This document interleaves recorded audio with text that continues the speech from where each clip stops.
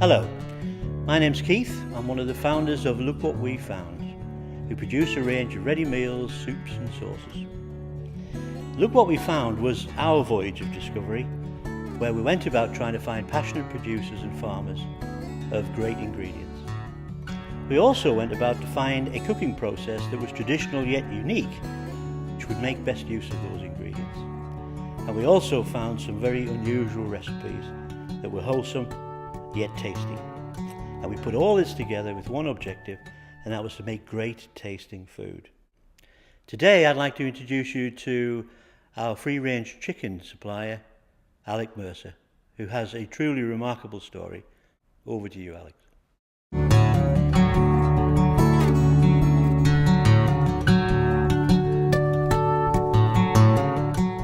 Welcome to Lower Farm, outside the village of Barton and Dunedin, in the heart of rural Staffordshire.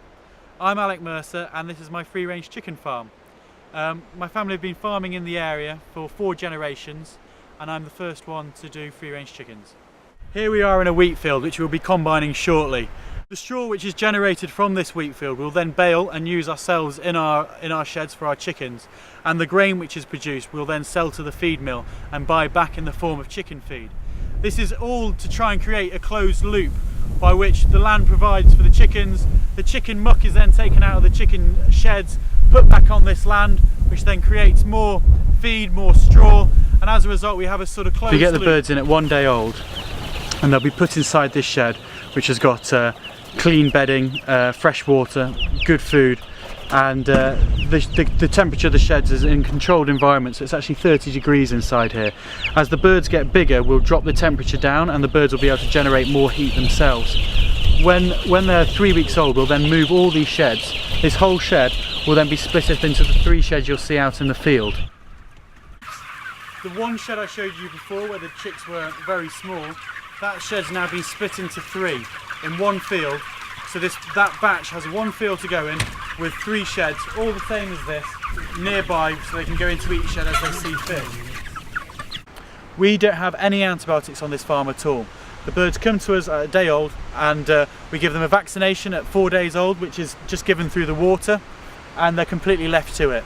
There's no antibiotics used at all, no growth promoters, growth hormones, anything like that.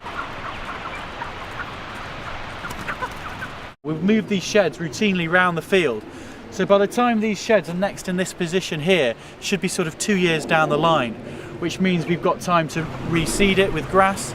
You can see here that the chickens enjoy being near a tree. They find it offers quite good shelter for them.